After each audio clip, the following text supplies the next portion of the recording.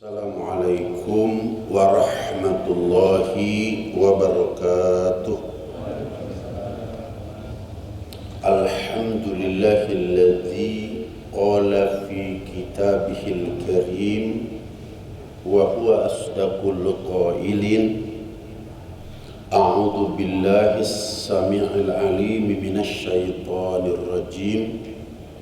Inna 'iddatash syuhuri 'indallahi ithna asyara syahran fi kitabillahi yawma khalaqas samawati wal arda minha arba'atul hurum dzalika dinul qayyim al-ayat. Wassalatu wassalamu ala sayyidina wa habibina wa syafi'ina wa maulana Muhammadin sallallahu alaihi wasallam alladhi qala fi ba'di hadisihi inna allaha qad ikhtara minal ayyami arba'a wa minasy syuhuri arba'a wa minan nisa'i arba'a was-sabiqunal jannah arba'ah wa arba'ah istaqatu ilaihimul jannah al-hadis. Shadaqallahul azim wa shadaqa rasuluhun nabiyul karim wa nahnu ala dhalika minasy syahidin wasyakirin walhamdulillahi rabbil alamin. Para alim ulama, para asatid, para orang tua, wabil khusus pengurus DKM Masjid Jami Al-Hidayah yang Abah hormati, semoga kita semua dimuliakan oleh Allah Subhanahu wa Ta'ala, diselamatkan oleh Allah Subhanahu wa Ta'ala, dan dianugerahi kebahagiaan oleh Allah Subhanahu wa Ta'ala, baik di dunia maupun di akhirat kelak, amin ya Allah ya Rabbal alamin. Dari lubuk hati kita yang paling dalam, marilah kita bersama-sama di pagi yang sangat indah dan cerah ini memanjatkan puji serta syukur kehadirat Allah Subhanahu wa Ta'ala atas anugerah agung, anugerah besar yang Allah Subhanahu wa Ta'ala berikan kepada kita pada saat ini. Apakah anugerah agung, anugerah besar itu? Anugerah berupa hidayatut taufik, hidayah yang paling luhur, paling tinggi yang diberikan oleh Allah Subhanahu wa Ta'ala kepada kita. Apakah hidayatut taufik itu adalah hidayah di mana kita bisa taat, bisa ibadah kepada Allah Subhanahu wa Ta'ala. Dengan hidayatut taufik tersebut, Allah telah memudahkan, telah meringankan kepada kita untuk melangkahkan kedua belah kaki, melangkahkan kedua belah tangan, menghadapkan jiwa dan raga kita dari ujung rambut sampai dengan ujung kaki, berada di rumahnya Allah Subhanahu wa Ta'ala. Kita melaksanakan sholat subuh dengan berjamaah, berzikir dan berdoa kepada Allah Subhanahu wa Ta'ala. Yakinkan sholat yang baru saja kita dirikan adalah merupakan sholat yang diterima oleh Allah Subhanahu wa Ta'ala, karena salah satu sholat yang mendapatkan jaminan diterima oleh Allah Subhanahu wa Ta'ala manakala sholat didirikan dengan cara berjamaah, dan kita telah melakukannya. Dan semoga pula zikir kita diterima oleh Allah Subhanahu wa Ta'ala, dan doa kita yakini yang kita panjatkan kepada Allah Subhanahu wa Ta'ala merupakan doa yang dikabulkan oleh Allah Subhanahu wa Ta'ala. Dan kita bersyukur lagi kepada Allah Subhanahu wa Ta'ala, Allah memberikan kekuatan, memberikan kesabaran, Lebih jauh daripada itu kembali Allah memberikan hidayatut taufik kepada kita sehingga kita dapat memperpanjang iktikaf kita insya Allah sampai dengan waktu isyraq. Dan kita ingin bersama-sama menutup pengajian kita ini dengan sholat isyraq, sholat yang hanya dengan 2 rakaat akan tetapi diberikan pahala yang sangat-sangat besar oleh Allah Subhanahu wa taala, yaitu pahalanya mendapatkan haji dan umroh tamah 3 kali Rasulullah menyebutnya sempurna ibadah haji dan umroh, sempurna ibadah haji dan umroh, sempurna ibadah haji dan umroh. Karena Allah yang paling tahu ke depan bahwa ibadah haji ini akan susah, ibadah umroh akan susah. Kemarin ada orang yang masuk kemudian harus menunjukkan surat vaksin. Akan tetapi rupanya kerajaan Saudi tidak hanya memeriksa dokumen vaksin, akan tetapi memeriksa badannya sudah divaksin atau belum. Ternyata badannya belum divaksin, hanya punya surat vaksin saja. Bukan cuma di karantina, tapi di penjara. Mau ibadah haji, tapi datang ke Mekah di penjara. Ini susahnya ibadah haji saat ini. Allah yang paling tahu. Oleh karenanya Allah buat sholat hanya 2 rakaat, tidak usah datang ke Mekah, tidak usah capek-capek tawaf dan sa'i dan tahallul, tidak usah juga mengeluarkan uang banyak, akan tetapi mendapatkan hanya dengan 2 rakaat ibadah haji dan umroh tamah sempurna. Oleh karenanya jangan pernah menyia-nyiakan sholat isyraq di Masjid Jami Al Hidayah. Insya Allah kita istiqomah. Setiap kali usai pengajian atau tidak ada pengajian, habis sholat kita teruskan zikir kepada Allah Subhanahu wa taala. Datang waktu isyraq hanya dengan 2 rakaat, akan tetapi mendapatkan pahala yang begitu besar seperti ibadah haji dan umrah.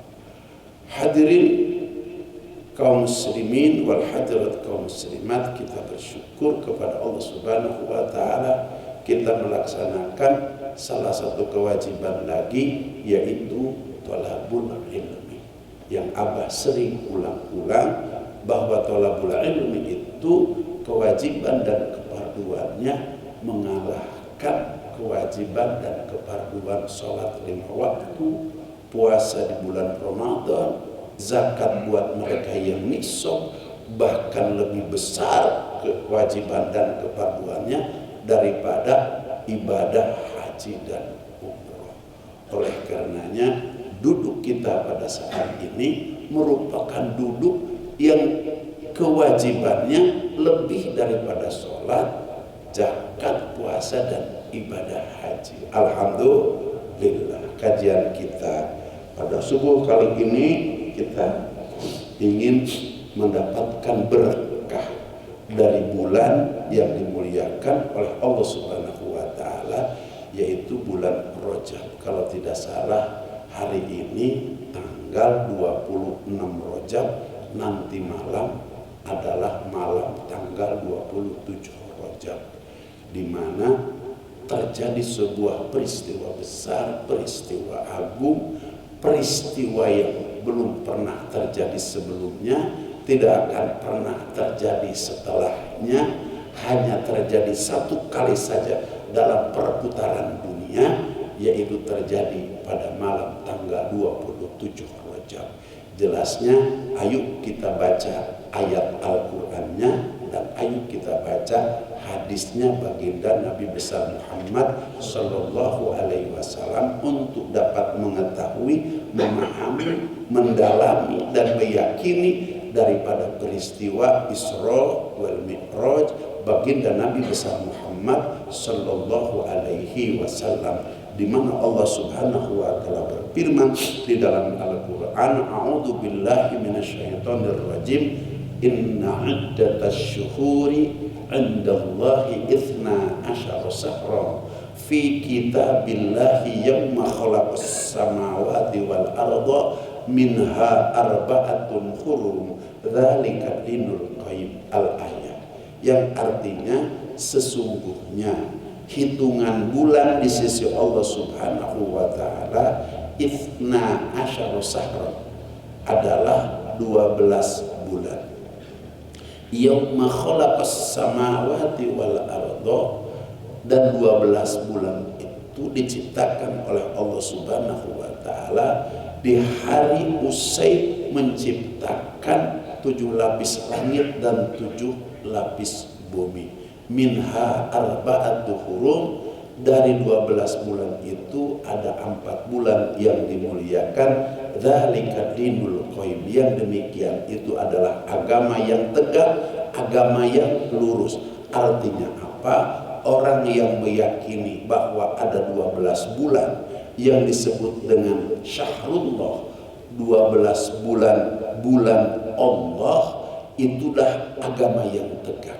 Dan itulah orang yang mempercayai kepada 12 bulan itu adalah orang yang telah meluruskan agamanya, menegakkan agamanya.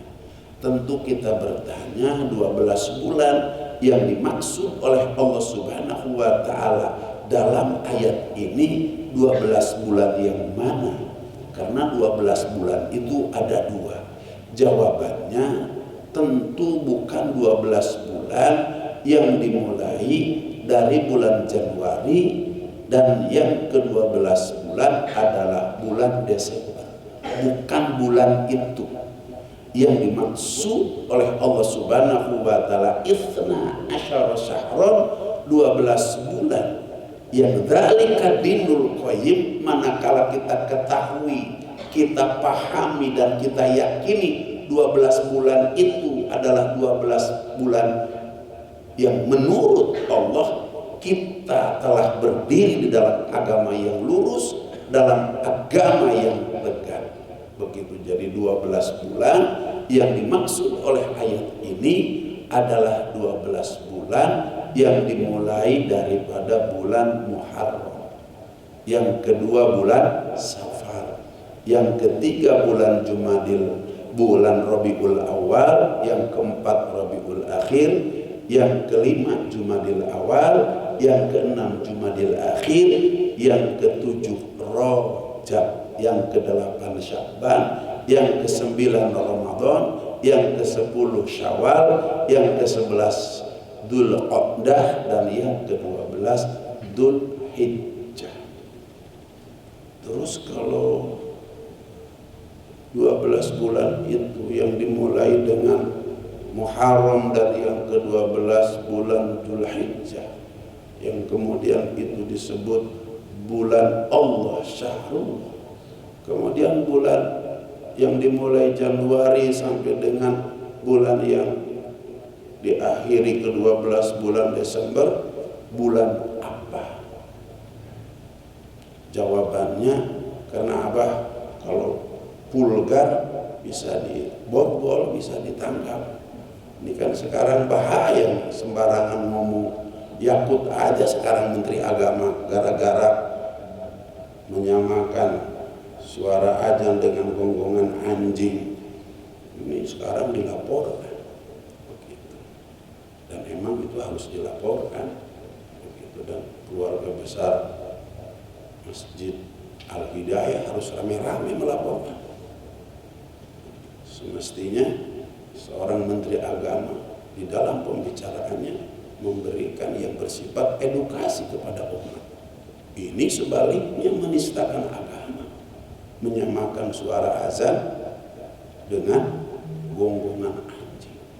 Suara azan itu atas dasar mimpi para sahabat, sedangkan mimpi kita saja nih orang beriman itu benar. Ru'yal mu'min shadaqah. mimpinya seorang mukmin itu benar.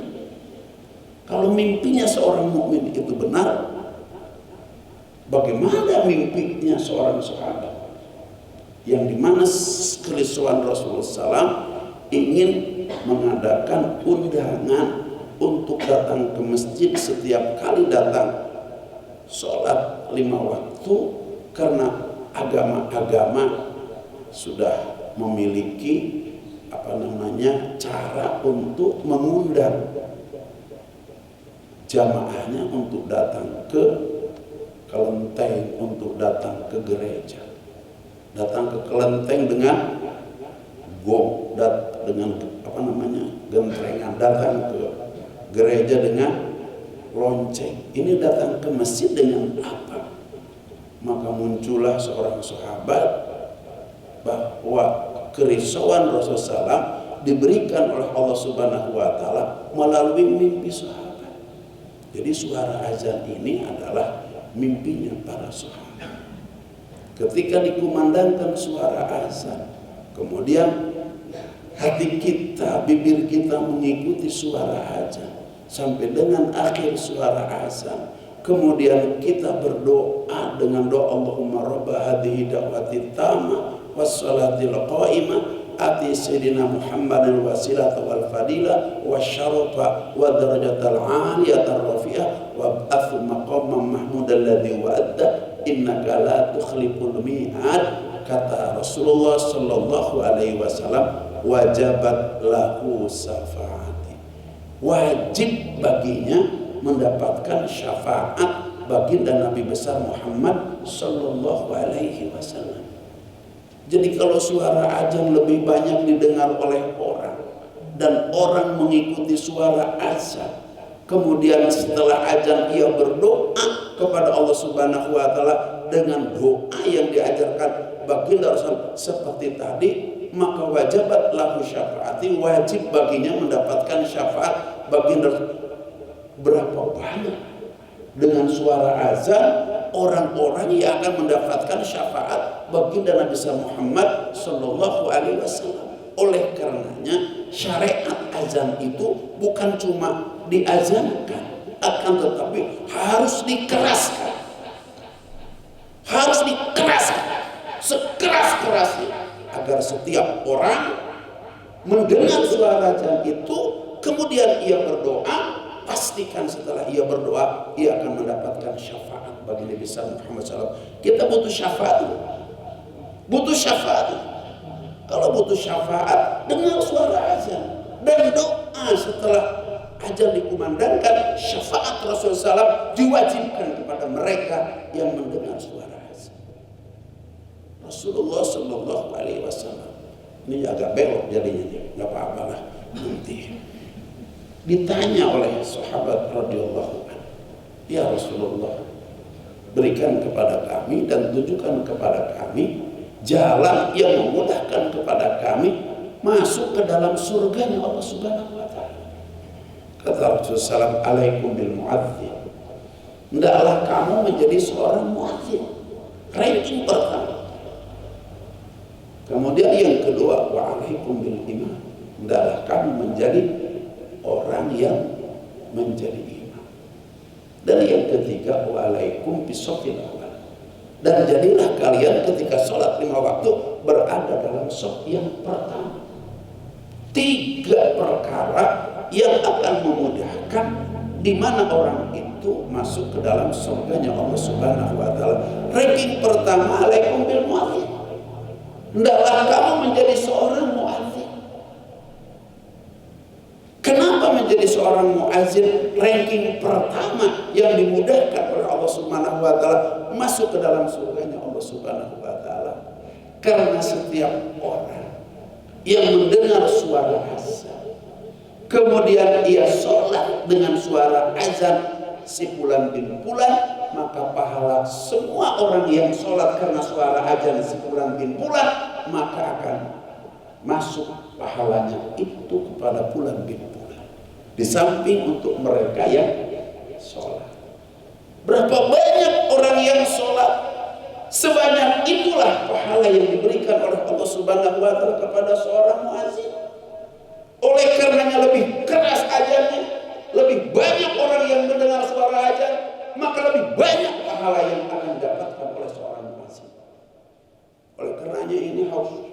lebih besar lagi, lebih tinggi lagi toanya.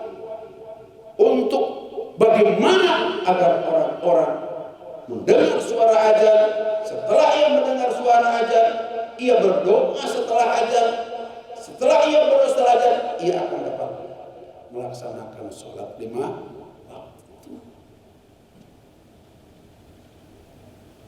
Kalau tidak ada pengeras suara, jangankan orang yang malas sholat, orang yang istiqomah sholat 5 waktu saja, coba hentikan toa ini, speaker ini, sehingga di Masjid Al-Hidayah tidak lagi melakukan azan melalui pengeras suara. Kira-kira bapak-bapak ketinggalan nggak sholat di Masjid Al-Hidayah? Pastikan ada sebagian yang ketinggalan sholat berjamaah di Masjid Al-Hidayah. Artinya apa? Begitu pentingnya suara azan dikeraskan sekeras-kerasnya untuk dapat menjangkau orang-orang yang perlu diingatkan bahwa sholat 5 waktu telah dilatih. Lebih jauh daripada itu, nanti di akhirat akan ada orang yang didudukkan oleh Allah Subhanahu wa Ta'ala di mimbar setinggi pohon kelapa, setinggi pohon kurma, sehingga mereka bertanya, man haula, siapa mereka ya Rasulullah? Kata Rasulullah, hum minal mu'azzin, mereka yang dalam dunianya gemar mengumandangkan suara azan. Mereka oleh Allah diletakkan dalam mimbar setinggi pohon kurma. Subhanallah, mestinya untuk menjadi seorang muazzin agar kita dimudahkan masuk ke dalam surga, bahkan lebih jauh daripada itu Allah akan dudukan ia di mimbar cahaya setinggi pohon kurma. Begitu, hendaklah berebut menjadi seorang muazzin, terlepas suara kita jelek atau baik, tapi kita mengejar pahalanya. Syukur-syukur kalau suaranya baik. Subhanallah. Oleh karenanya pernyataan Menteri Agama yang kemarin semacam itu, ini pernyataan yang menyesatkan kepada kita umat Islam. Na'udzubillah min dzalik, summa na'udzubillahi min dzalik. Semoga keluarga besar Masjid Jami Al-Hidayah tidak ikut aturan siapapun begitu yang berkaitan untuk membatasi suara mik, suara toa, suara di Masjid Jami Al-Hidayah. Justru kalau perlu tambah lagi toanya biar lebih menjangkau kepada orang yang lebih banyak lagi, insya Allah. Nggak usah diteruskan karena babnya adalah bab toa, jadi abah membahas toa saja. Bapak Ibu sekalian yang dirahmati oleh Allah Subhanahu wa Ta'ala, inna iddatasy syuhuri, sesungguhnya hitungan bulan di sisi Allah Subhanahu wa Ta'ala, 12 syahran, yaitu 12 bulan, minha arba'atu hurum, dzalika dinul qayyim.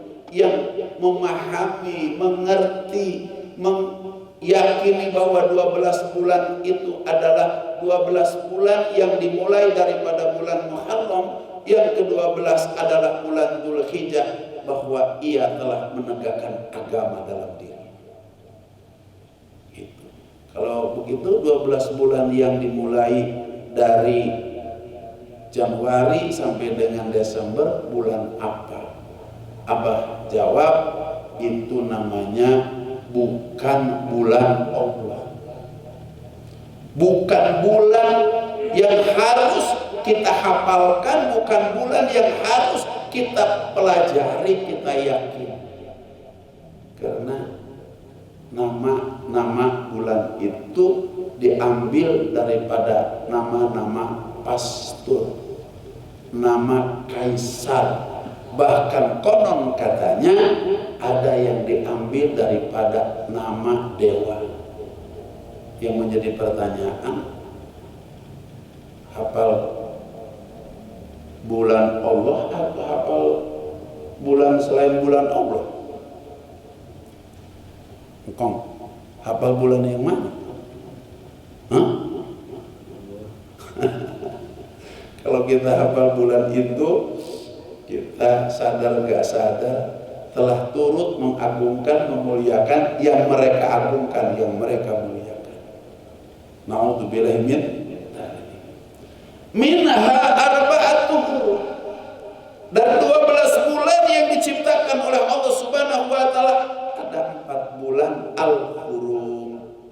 Karena kita sedang ngaji nih, ya, bukan di situ kok bulan al-hurum, 4 bulan yang haram kalau makna johil, akan tetapi berdasarkan kaidah lughah al-arabiyah, manakala kata-kata al-haram dihubungkan dengan tempat atau dihubungkan dengan waktu, maka maknanya berubah dari al-haram menjadi al-kiram. Masjidil Haram bukan masjid yang haram, tapi masjid yang mulia. Kalau Masjidil Haram maknanya masjid yang haram, ya kita nggak bolehlah ke sana, haram. Ini makanya kalau belajar Al-Quran itu harus belajar ilmu nahu dan sorof, ilmu bayan, badai, ma'ani, tidak sembarangan menjelaskan Al-Quran. Kalau dihubungkan dengan waktu, maka al-haram berubah menjadi al-kiram. Syahrul haram bukan bulan yang haram, tapi bulan yang mulia. Ada orang mengartikan kenapa disebut bulan haram, karena haram berperang. Bukan begitu syarahnya. Karena itu tempat dimuliakan, sehingga haram berperang. Haram jangan berperang, bergaduh aja. Bapak Ibu sekalian, di masjid ini karena tempat mulia, haram berperang. Jangan berperang, gaduh aja di masjid tidak boleh. Lari-lari tidak boleh. Di masjid ini membelakangi kiblat tidak boleh. Melonjorkan kaki ke kiblat tidak boleh. Kecuali ada hajat seperti taklim seperti kita, abah membelakangi kiblat, ini karena ada hajat, ada syarah begitu. Tapi kalau pas masuk ke masjid langsung membelakangi kiblat tidak boleh. Melonjorkan kaki ke kiblat tidak boleh. Ada tertib masuk ke dalam tempat yang dimuliakan oleh Allah Subhanahu wa taala. Masuknya pakai doa, keluarnya pakai doa.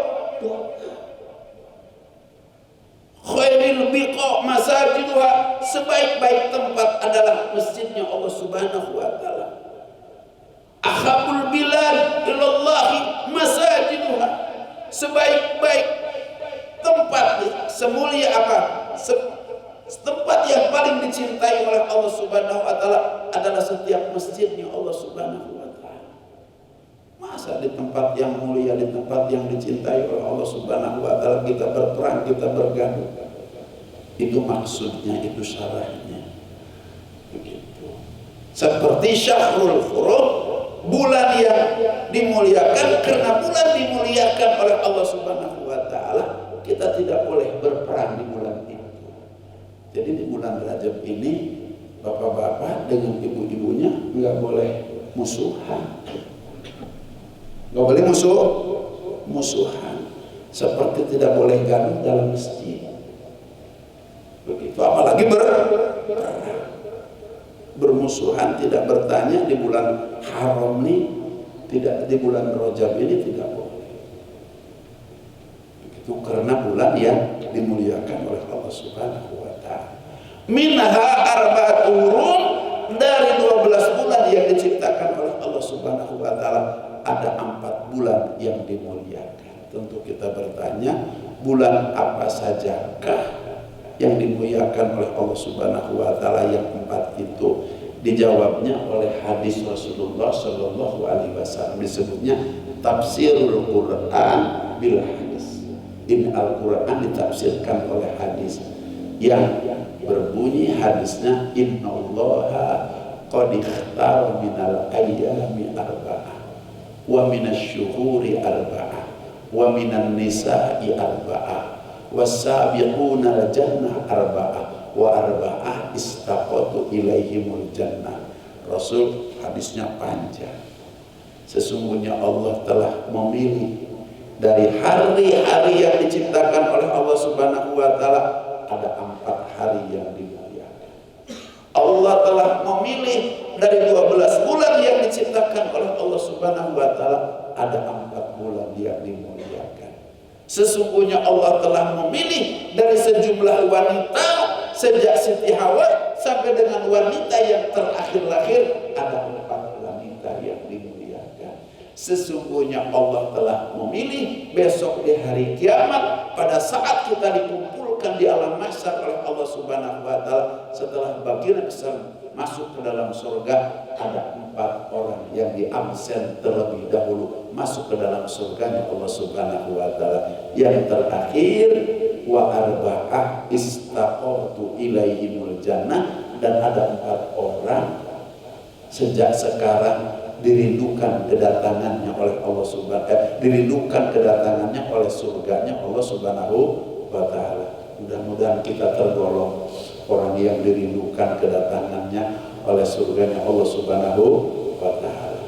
Tentu kita tidak akan membahas 4 hari yang dimuliakan oleh Allah, 4 wanita yang dimuliakan oleh Allah, 4 orang yang diabsen terlebih dahulu masuk ke dalam surganya Allah setelah Rasulullah Shallallahu Alaihi Wasallam, dan 4 orang yang dirindukan oleh surganya Allah. Tapi kita akan membahas wa minasy-syuhuri arba'ah, dan dari bulan-bulan yang diciptakan oleh Allah Subhanahu wa taala, Allah memilih 4 bulan. Hadisnya Ar-Rajab. Yang pertama bulan Rajab, ranking pertama. Baru yang kedua wasalah satun mutawalliyah, dan 3 bulan kemudian yang berturut-turut, Dzulqa'dah, Dzulhijjah, dan yang ketiga adalah bulan Muharram. Jadi 4 bulan yang dimaksud oleh Allah minha arba'atun hurum. Yang pertama bulan Rajab, yang kedua bulan Dzulqa'dah, yang ketiga bulan Dzulhijjah, dan yang keempat bulan Muharram. Dan kita juga tidak akan membahas Dzulqa'dah, Dzulhijjah, dan Muharram. Kita akan membahas sesuai dengan bulan yang dimana Allah panjangkan usia kita sampai bulan ini, yaitu bulan Rajab. Tentu kita bertanya, kenapa Allah memuliakan bulan Rajab sehingga oleh Allah disebut minha arba'atun hurum? Dari 12 bulan ada 4 bulan yang dimuliakan oleh Allah. Yang pertama itu adalah bulan Rajab. Ranking pertama itu adalah bulan Rajab. Jawabannya, karena di bulan tersebut telah terjadi peristiwa agung, peristiwa besar, peristiwa yang menggemparkan dunia pada saat itu, peristiwa yang belum pernah terjadi sebelumnya, tidak akan pernah terjadi setelahnya, yaitu peristiwa yang terjadi pada tanggal malam 27 Rajab.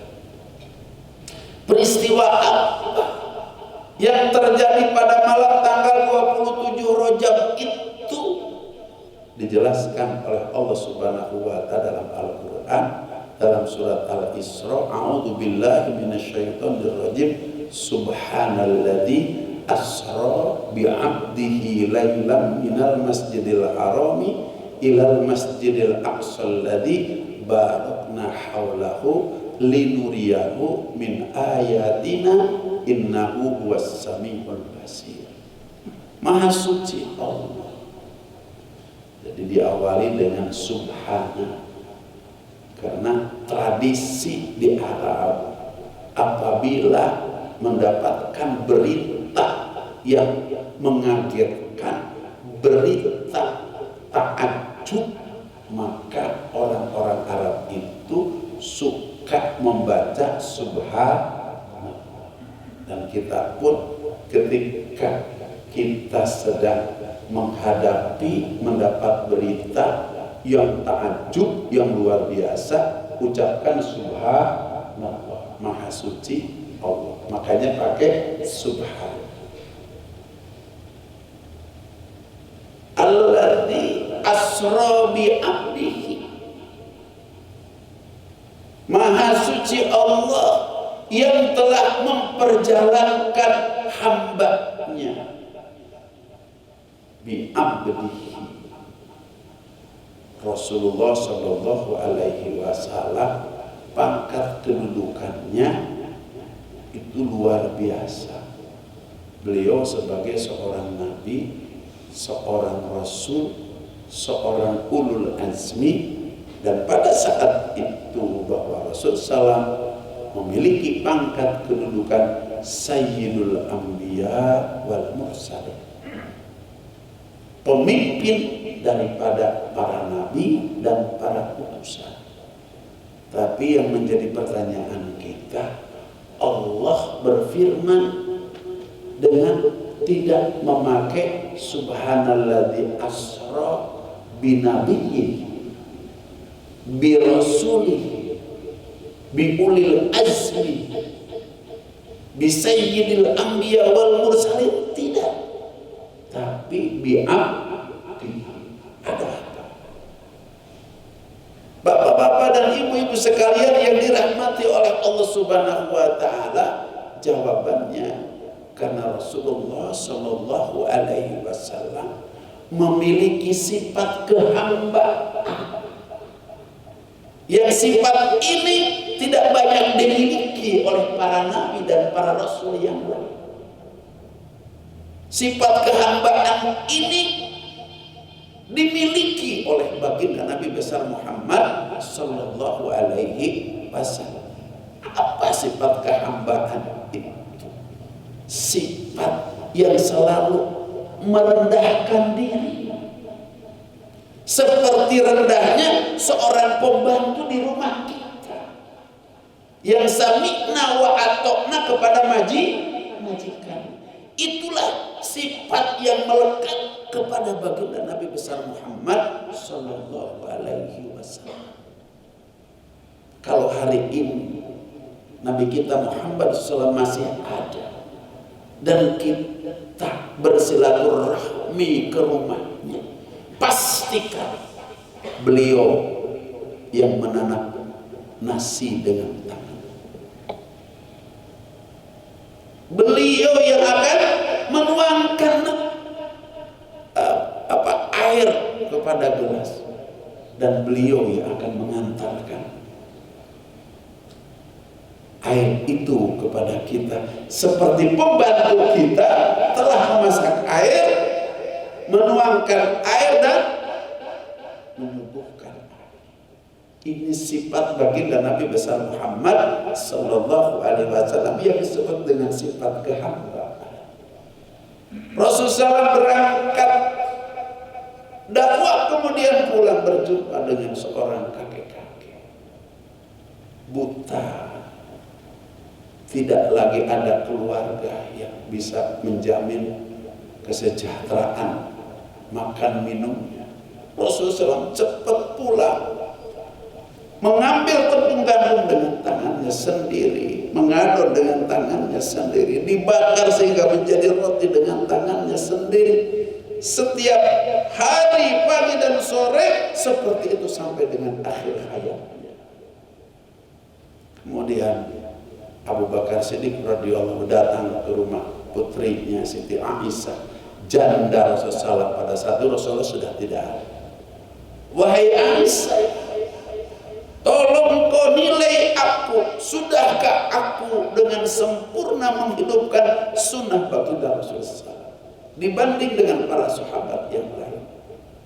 Jadi Abu Bakar Siddiq ini takut ada sesuatu sunnah Rasul yang tertinggal. Kata Siti Aisyah, wahai ayah, bukan karena aku anakmu, tapi aku jujur di hadapan ayah. Ayahlah yang paling sempurna. dibandingkan dengan sahabat-sahabat yang lain mengamalkan sunnah-sunnah baginda Rasulullah, kecuali satu ayat yang belum ayah lakukan. Rasul setiap hari mengambil tepung gandum dengan tangannya sendiri, mengaduk tepung gandum dengan tangannya sendiri, membakar dengan tangannya sendiri. Manakala sudah jadi roti, setiap pagi dan sore diantarkan di sana. Ada seorang kakek yang sudah tua renta, tidak ada lagi sanak famili yang mengurus. Abu Bakar langsung pulang, mengambil tepung gandum, mengaduk tepung gandum, dibakar tepung gandum dengan tangannya sendiri, menirukan baginda Nabi besar Muhammad SAW, diantar kepada kakek-kakek itu, kemudian dimasukkan roti itu ke dalam mulut kakek-kakek. Rupanya si kakek sudah tidak ada tidak ada giginya, tinggal gusi. Tahu sendiri, roti Arab itu kan rotinya keras, bukan roti kayak orang Indonesia. Begitu pas dimasukkan, ini ada kesulitan si kakek mengunyah daripada roti itu, karena sakit gusinya si kakek dan buta mata si kakek, sehingga disemburkan roti itu dan mengenai daripada wajah Abu Bakar Siddiq. Hampir Abu Bakar Siddiq marah. Wahai kakek, buruk sekali akhlak engkau. Aku yang setiap pagi dan sore mengirim roti, tapi engkau semburkan roti yang kau punya itu ke wajah aku. Kaget si kakek. Kalau semburan roti itu mengenai wajah Abu Bakar Siddiq. Begitu kata si kakek, engkau bukan yang setiap pagi dan sore mengantar roti kepadaku. Yang setiap pagi dan sore mengantar roti kepadaku, sebelum itu roti dimasukkan ke mulutku, dikunyah dulu oleh mulutnya sehingga halus. Apabila sudah halus dikunyah oleh mulutnya, diantarkan oleh mulutnya ke dalam mulutku, karena ia tahu aku sudah tidak bergigi lagi, sehingga aku dapat ngemut bubuk roti itu dari mulut. Kaget Abu Bakar Siddiq. Abu Bakar Siddiq menetes air mata, bahkan bukan sebatas menetes air mata. Terus Abu Bakar Siddiq terisak-isak menangis. Ditanya oleh sang kakek, kenapa engkau menangis? Aku ingin jujur kepadamu, aku bukan yang setiap pagi dan sore mengantar roti kepadamu. Yang mengantar setiap pagi dan sore roti kepadamu hari ini sudah tiada. Aku bermaksud ingin menjadi penggantinya. Siapa dia? Dia adalah Muhammad, yang ketika aku datang, engkau mengatakan kepada Muhammad, Muhammad Majnun, Muhammad Majnun, Muhammad Majnun. Inikah yang engkau selalu katakan setiap Muhammad datang memberikan roti kepada aku? Dia tidak terkesan dengan omongan kotor yang dikeluarkan oleh mulut. Itu yang membuat aku menangis. Betapa mulianya Muhammad kepada orang yang mengatakan Muhammad Majnun, Muhammad Majnun. Setiap pagi dan sore sampai akhir hayatnya mengantar roti, kemudian roti itu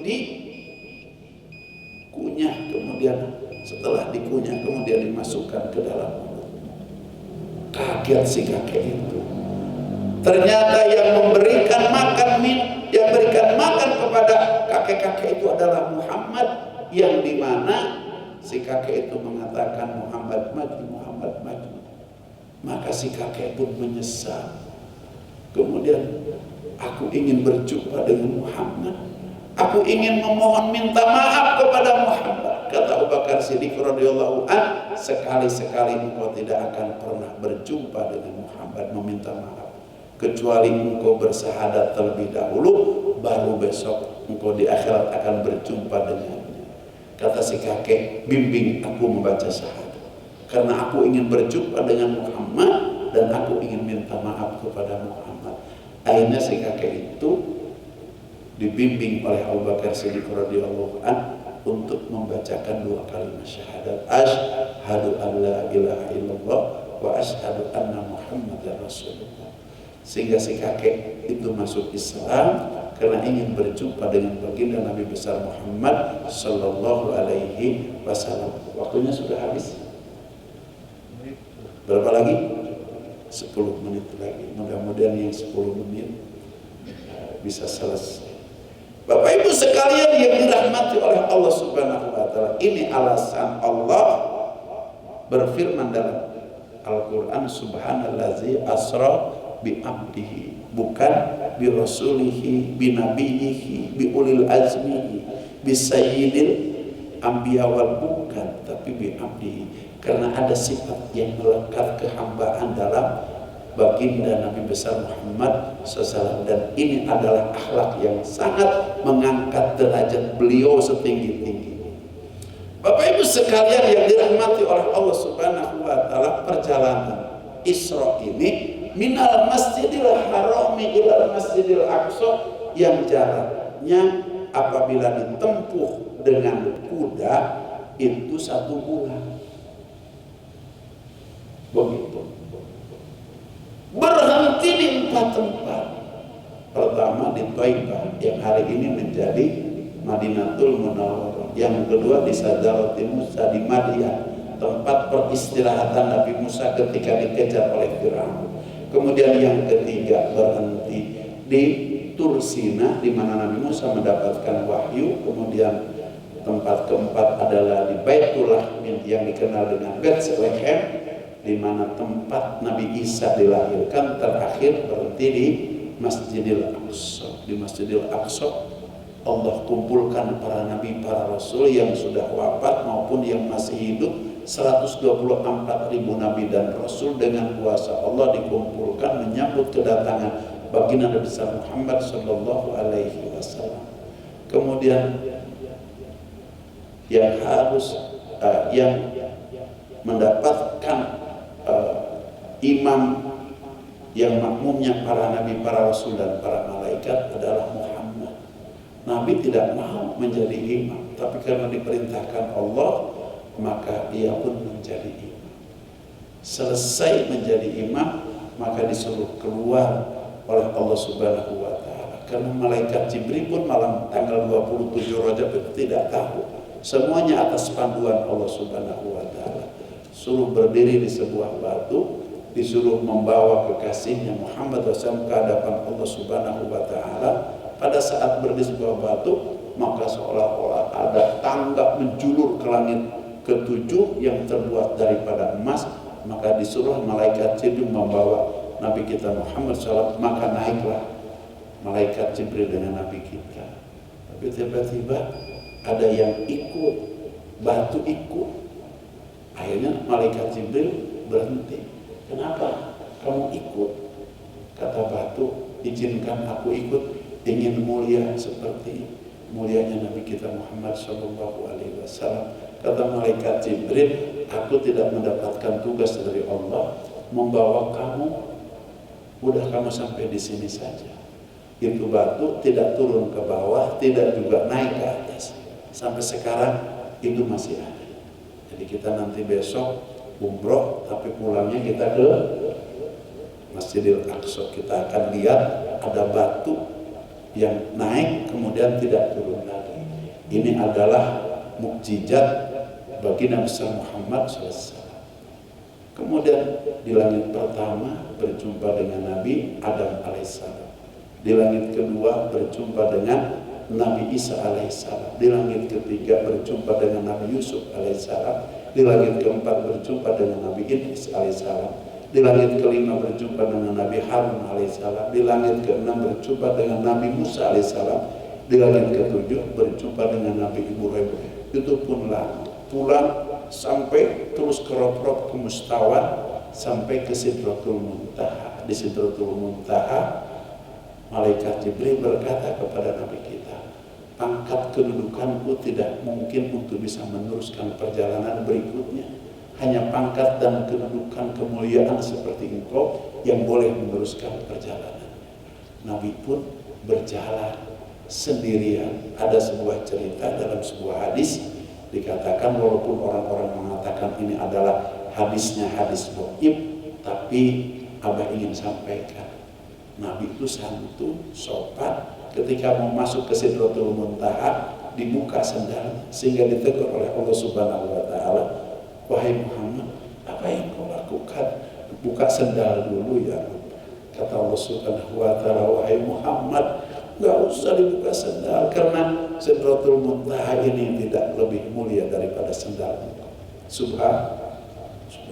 Kemarin ketika Abah ngaji semacam ini, ada yang usul, Kiai itu hadisnya doi.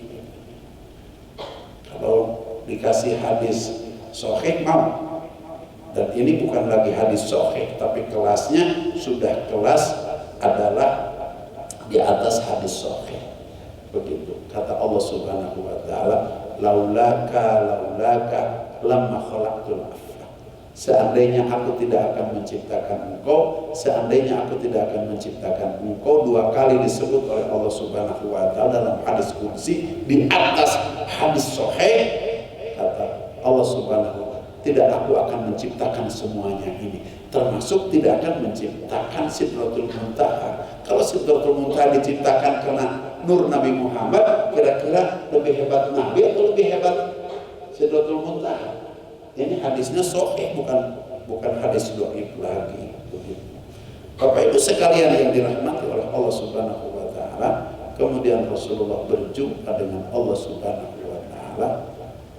Seperti apa perjumpaan Rasulullah SAW dengan Allah Subhanahu wa ta'ala? Abah ingin praktekkan biar kita tahu, karena ada hadis sallu kama ra'aitumuni usolli, salatlah kamu sebagaimana kalian melihat aku sholat. Jadi untuk Rasulullah di hadapan Allah itu begini. Di dalam kitab fikih ketika kita tasyahud baik awal maupun akhir, maka pandangan kita melihat ke depan. Artinya kita tidak melihat ke depan. Karena di dalam sholat itu, Bapak Ibu sekalian ini Abang mengajarkan fikih, itu ketika kita berdiri, maka pandangan kita harus ke tempat sujud. Tidak boleh lewat walaupun sejengkal, karena imam sampingnya BHS kayaknya. Nanti kita baca BHS, tidak boleh. Di dalam sholat membaca selain bacaan sholat. Itu baru sejengkal. Kalau begini di depan kita ada yang pakai kaos bacaannya rock and roll. Ini lebih bahaya lagi. Batal sholatnya. Oleh karenanya dalam fikih pada saat kita berdiri harus pandangan kita kepada tempat sujud. Pada saat kita ruku pandangan kita ke kaki. Pada saat kita sujud pandangan kita ke hidung. Pada saat kita duduk antara dua sujud, pandangan kita ke paha. Pada saat duduk antara tasahud, pandangan kita ke soal diputar-putar atau bukan itu bukan urusan lagi. Nanti itu pembahasan. Tapi kita harus ketemu. Kenapa? Rasul semacam itu. Pada saat berhadapan dengan Allah Subhanahu wa ta'ala, ucapannya apa? At-tahiyatul mubarakatus salawatut thayyibatu. Ini yang diucapkan oleh Rasulullah di hadapan Allah Subhanahu wa ta'ala, kehormatan, keberkahan, rahmat dan kebaikan-kebaikan bukan milikku ya Allah. Nabi mengatakan bahwa tidak ada apa-apa dirinya di hadapan Allah Subhanahu wa ta'ala. Jadi sholat kita pada saat tasahud, kalau tidak merasakan sedang berhadapan dengan Allah dan kita sedang menyatakan bahwa kehormatan, kebaikan, kasih sayang dan kebaikan-kebaikan itu milik Allah, tidak jadi tasahud. Oleh karenanya mudah-mudahan setelah pengajian pada hari ini, pada saat kita tasahud betul-betul kita merasakan di hadapan kita itu ada Allah. Ucapan kita itu untuk Allah. Baru Allah akan menjawab assalamualaikum ayyuhan nabi wa rahmatullahi wa barakatuh. Kata Rasul, itu hanya buat aku. Assalamualaikum. Saya membangun agama tidak sendiri dengan para sahabat. Assalamualaikum. Bahkan Rasul menerang ke depan setelah sahabat tidak ada, akan ada orang-orang soleh yang mendirikan agama. Wa ala ibadillahis sholihin. Dan keselamatan buat hamba Allah yang soleh. Pada saat sholat kita seperti itu, maka kita akan diberikan keselamatan oleh Allah, seperti Allah berikan keselamatan kepada Nabi, kepada para sahabat, dan Allah berikan keselamatan kepada kita. Baru diperintahkan sholat 5 waktu. Pas turun pulang, maka kita teruskan subhanalladzi asra bi abdihi lailan itu yang digunakan oleh Allah pada waktu malam hanya sedikit. Seperti apa sedikitnya? Rasul pulang ke rumah Ummi Hani, di rumah bibinya, maka tempat tidur Rasulullah masih dalam keadaan hangat. Kita kalau pulang ke rumah sekarang tempat tidur kita hangat, kita udah dingin. Udah dingin. Rasul pulang ke tempat tidurnya masih dalam keadaan hangat. Artinya apa? Lailan itu maknanya sedikit sekali waktu malam yang digunakan oleh Allah dalam perjalanan yang sangat panjang, naik yang sangat tinggi.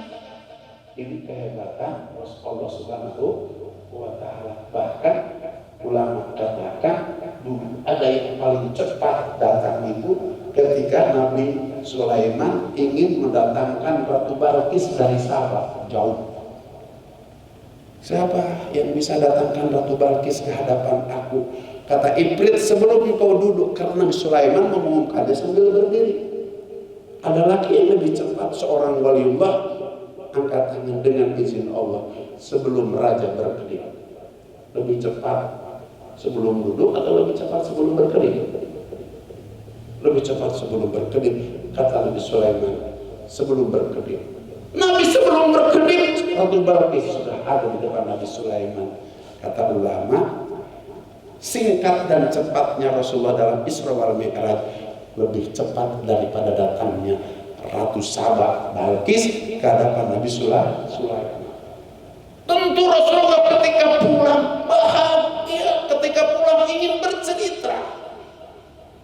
Akhirnya cerita, bukan mendapat tanggapan yang positif, tapi mendapat tanggapan yang negatif. Dipanggil oleh Abu Jahal, ini si Muhammad bikin cerita apa lagi? Kemarin ngaku jadi nabi, jadi rasul, sekarang ngaku pulang dari rasul, dari menghadap Allahnya. Panggil sini, bikin kacau aja nih orang, kira-kira begitu. Dipanggil, dibawalah Sayyidina Ali karramallahu wajhah. Di jalan ketemu dengan kafir Quraisy. Muhammad, engkau baru pulang dari langit? Iya. Coba angkat kaki dia. Jangan turun. Ini angkat sebelah lagi. Ya kata Nabi, ya tidak bisa lah. Begitu. Muhammad, bagaimana kamu ngaku-ngaku sudah berangkat dari langit? Sejengkal saja kamu tidak bisa berpisah dengan bumi.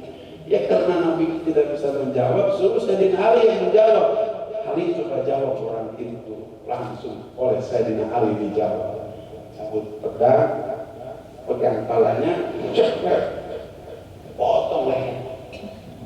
Ditanya, Ali, kenapa engkau potong leher? Orang yang tidak percaya kepada peristiwa Isra Mi'raj harus dipotong leher. Kenapa tanya? Percaya? Mana orang semua?